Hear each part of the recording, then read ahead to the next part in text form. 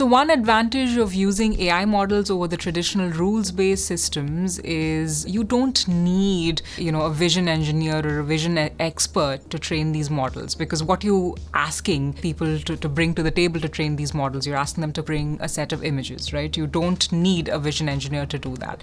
And that will go a long way towards reducing labor costs in the future for companies that deploy AI-based solutions on the factory floor. Another advantage of using AI models is that it can be used to simplify a lot of workflows. For example, let's say you had a measurement application that you needed to do, and you needed 3 different vision tools to get it done, right?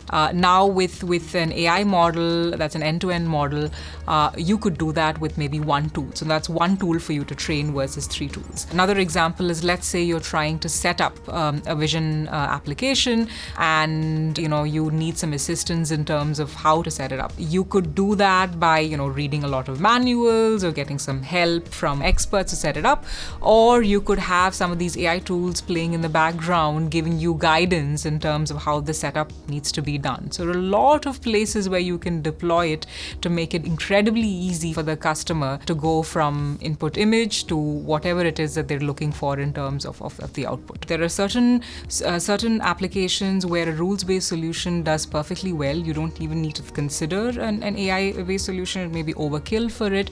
So do not adopt AI for the sake of adopting AI. What problem is it that you're trying to solve, and what kind of solution do you need? When things change, the amount of effort it takes to adapt these models to these changes is a lot less involved than going back all the way to the drawing board and tweaking a lot of parameters. The AI models make it easier for you to do that, again, with just a bunch of images of your new paradigm. AI models basically help you use products in an easier way to solve for a larger landscape of problems.